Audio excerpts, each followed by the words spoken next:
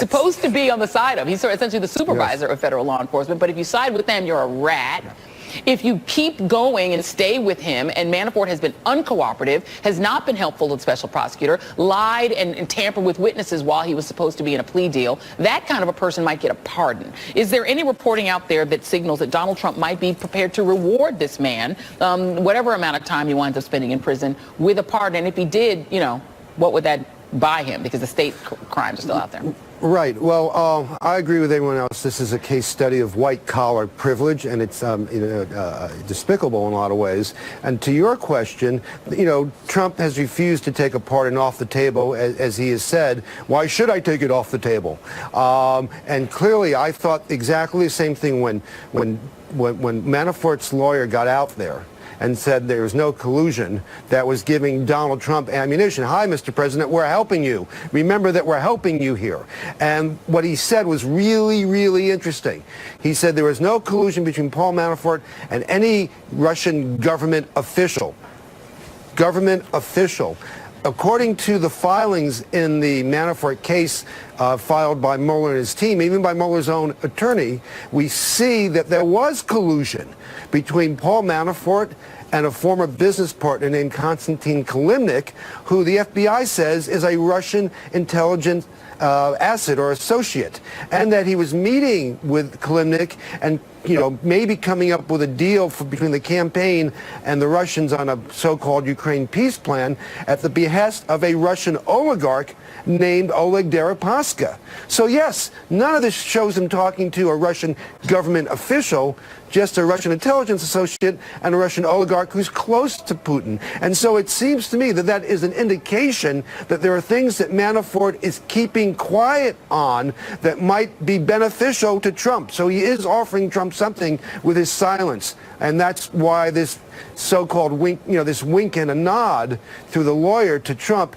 is highly significant. Manafort knows more. He didn't tell the prosecutors, and I think he's willing to stay quiet to try to get a pardon. And he knows more. You know, and Walter Dellinger, I'm really glad to talk to you this morning. I really wanted to talk to you. You wrote something actually that you referred to, and I think you wrote a couple of years ago, that talked about the incentives for Donald Trump here, right? The incentives for Donald Trump obviously are to stay out of the prosecutor's crosshairs himself. And so anyone who's talking could be talking about crimes he committed. Michael Cohen has essentially said, not essentially, he's just said, the crimes I committed were committed at the behest of the President of the United States. Full stop. He was involved in my crimes.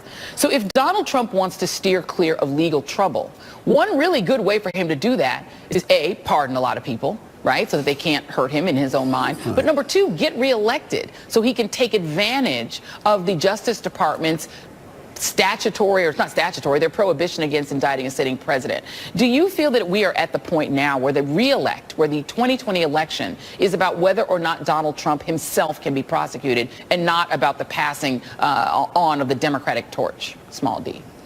You know, I think that's exactly right. As all three of our guests this morning have said, Friday was a very sad day for the administration of justice. Paul Butler's spent his career talking about the problems of mass incarceration, and we really run the risk of people losing faith in our system of criminal justice when we have an event like this that takes place by a judge that has no business being on the federal bench.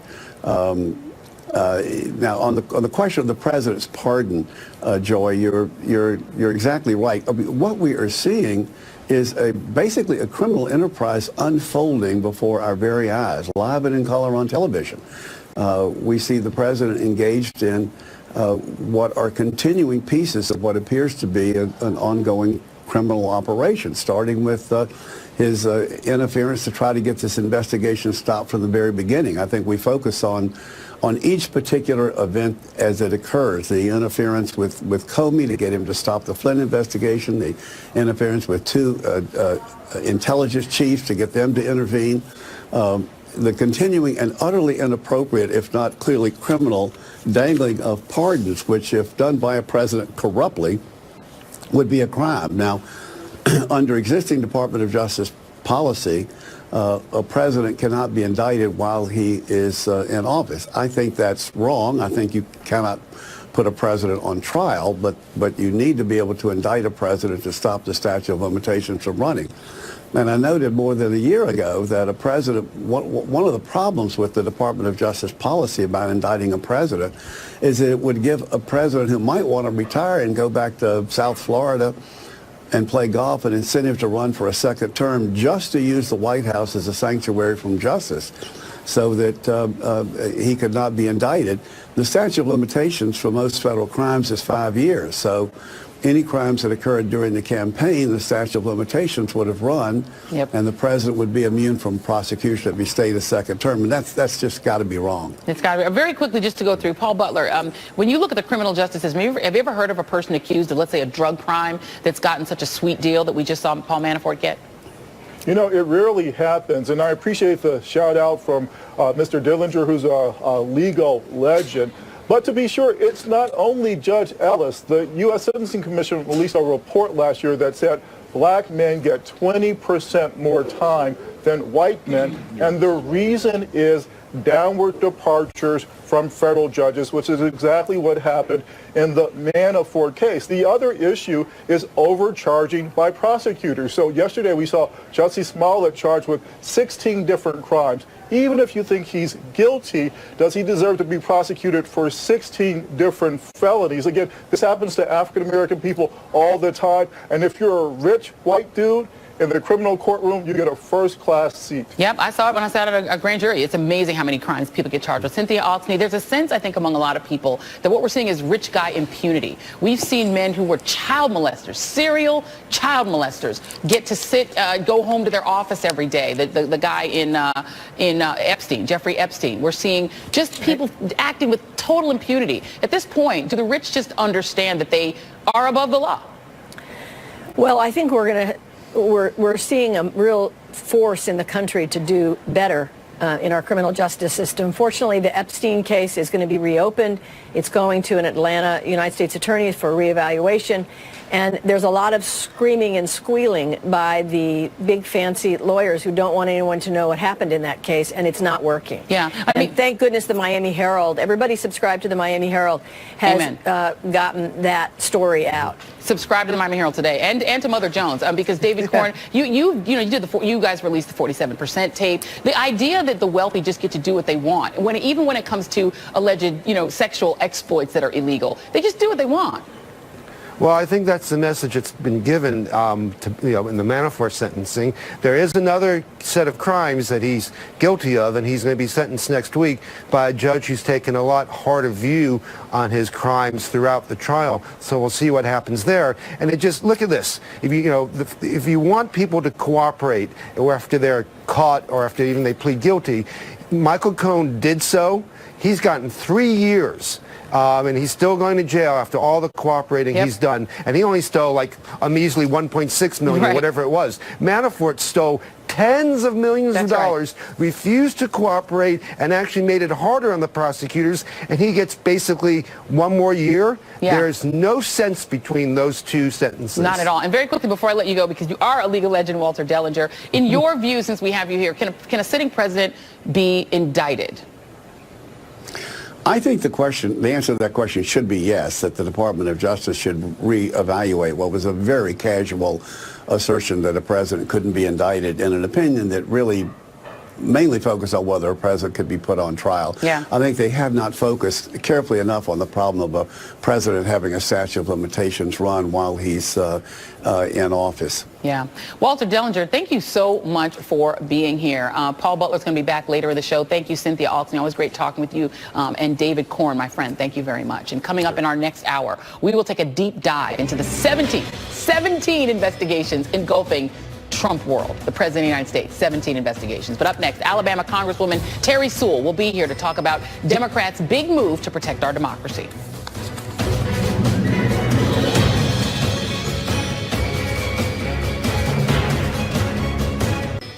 This is a historic moment for each and every one of us, and for my generation in particular, but especially those that follow all of us. This is when we take our democracy back. So many of us ran, and so many of us were elected because we believed that our political system is broken. On Friday, the Democratic-controlled House passed H.R. 1, the For the People Act. H.R. 1 is a huge omnibus bill that lays out the Democrats' plans to address the issues of voting rights and the influence of dark money in our elections, and creates higher standards for those running for the presidency. All the yay votes on the bill came from Democrats. All the nay votes were cast by Republicans. The Republican leader of the Senate, Mitch McConnell, has basically said the bill is dead on arrival when it makes it to the chamber that he controls.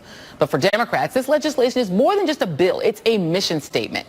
It's meant to answer the question, fundamentally, what do Democrats stand for? And joining me now is Alabama Congresswoman Terry Sewell, who serves on the House Intelligence Committee. Good morning, Congresswoman. Good morning, Joy. Great. Thank you for being here. And I just want to, first of all, acknowledge, we know that there's been a huge tragedy in your state. The president did visit, and there's been a disaster declaration. Those storms that killed, I believe, 23 people in your state, the tornadoes. So I just want to, first of all, acknowledge that and ask you, how are those in your district doing? You know, they're recovering. They're Alabama strong, like we like to say. But, you know, this season is the season of tornadoes. When I first got elected, we had a horrible tornado that really impacted my district directly. But this one did not. But, you know, we stand in solidarity to not only in prayer, but also in action to try to make sure that that those parts of Alabama fully recover from the tornadoes. All right. Well, thank you for that. And we definitely wish those in your state well. Let's talk about this For the People Act. This was a pretty big bill. Just a few of the things that it does. It would create automatic voter registration. It would make Election Day a federal holiday, restore voting rights to former felons who've completed their sentences. And it would mandate that presidents or people who run for president have to release their tax returns. The bill, Mitch McConnell has said, is not going to happen, that they're not going to allow it to come to the floor. Let me play him talking about that on Wednesday. Obviously, you're opposed to H.R. 1. You're also opposed to the Green New Deal. Why is the Green New Deal getting a vote in the Senate when H.R. 1 is not? Because I get to decide what we vote on. And, you know, Mitch McConnell thought that was a funny line, but what he's essentially saying is voting rights and allowing people to vote, he's deciding that ain't going to happen. What do you make of that? I think that that's horrible. I think that you're absolutely right that the For the People agenda and H.R. 1 is really our vision as Democrats of what our democracy should be. And it's returning our democracy back to the people. Automatic voter registration should be a no-brainer. And somehow along the way, Republicans and Democrats have made democracy and reforms in democracy a partisan issue. It shouldn't be a partisan issue. We should all be about making sure that every American has access to the ballot box. You know, this is near and dear to my heart because I not only represent Alabama's Civil Rights District, but I'm from Selma. I'm a daughter of Selma. And I think that restoring the Voting Rights Act is critically important, and I believe that H.R. 1 lays a great foundation for getting dark money out of politics and for really making sure that we reestablish our democracy and give it back to the people. I mean, in your view, and you talk to, I'm sure, Republicans, your colleagues on the other side of the aisle, the floor, do Republicans just believe that if more people get to vote, they won't win? I mean, I think that that's the underlining premise. They won't say it like that. Instead, they'll say things like, you know, Terry, I know you want to reinstate pre-clearance, but why are you picking and choosing winners and losers and picking on old states of the Confederacy based on what happened in, you know, the 1960s? And I say to them, you know, I would love it if I think that voting is such a cornerstone of our democracy that we should have pre-clearance for every state that tries to change voting laws. Of course, you and I both know that that is a very expensive proposition, and Republicans aren't willing to pay for that or to beef up the Justice Department in order to do that. So we have to look for the most pernicious state actors. And what we've seen is that since Shelby decision, we've seen states across this nation institute more restrictive voter ID laws, making it harder for folks to vote, or certain segments of the population, most vulnerable parts of our population, harder to vote. And so we do need to reinstate Section 4 of the Voting Rights Act, and that's my bill, H.R. 4. But I do believe that H.R. 1, what we passed on Friday, is a great placeholder, if you will, on what we as Democrats believe our democracy should be. Yeah, and I mean, Republicans have done lots of votes like that where they just keep doing them over and over and over again to put people on the record. Let me turn to the committee. One of the committees that you serve on is the House Intelligence Committee. I want to play Michael Cohen talking to the press after having met with your committee on Wednesday. Everything went very well. I believe that they're happy with my responses. It's been a long day. It's been a long couple of days. But again, I believe they're happy, and I have given them my assurance that any additional information that they need, I'm here to cooperate and will continue to cooperate. We also know just from reporting in Politico that Michael Cohen turned over to your committee evidence that in his view, or that he says, his previous testimony to Congress was edited by attorneys associated with Donald Trump. Do you believe at this point that Donald Trump suborned the lies that Michael Cohen previously, his previous lies to the House of Representatives? You know, I have to say that after 16 long hours of testimony, I thought that Michael Cohen's testimony was believable. I thought that his full cooperation was evident not only in him submitting additional records, but also in his candor and also his remorse in lying to our committee in the previous time he appeared before us. So I really think, I think that it's more important than ever that we as the House Intelligence Committee get back to the business of oversight.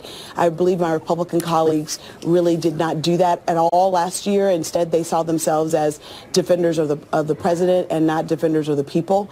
And at the end of the day, I think that Chairman Schiff is right that we need to run a professional investigation. We also need to make sure that Mueller's investigation goes unimpeded. And we need to just follow the facts where they lead us. And we need to make sure that we are doing all that we can to be as transparent to the American public. And just really quickly, one of your colleagues that is a staunch defender of the president, I believe he sees that as his job, Jim Jordan, has said that he would like to see an investigation of Michael Cohen, in his view, for lying about not seeking a pardon from Donald Trump. Since Donald Trump claims that that was a one-on-one conversation between the two of them, can you envision the House of Representatives, your committee or another, calling Donald Trump to come and testify before the House of Representatives on this issue of whether or not he offered a pardon to Michael Cohen? You know, it is a he said situation. I don't know if we would get to the place where we would actually call or subpoena the President of the United States. I think at this point there's enough stuff in the ether, both in the public domain and classified setting, to be able to make a decision, not necessarily with the President coming to speak before us. Congresswoman Terry Sewell, thank you very much for being here. Really appreciate your time. Thank you. Thank you. And coming up, the looming Trump recession. Stay with us. That's next. Donald Trump is trying to put a positive spin on the monthly jobs report, but the numbers don't lie. Employers added just 20,000 jobs last month, a far cry from the 180,000 that economists predicted. That's the lowest jobs gain in 17 months. And although wages ticked up a bit, the unemployment rate ticked down. That's cold comfort for people like the folks in Lordstown, Ohio, who are facing an uncertain future following the closure of a major assembly plant. More on that next.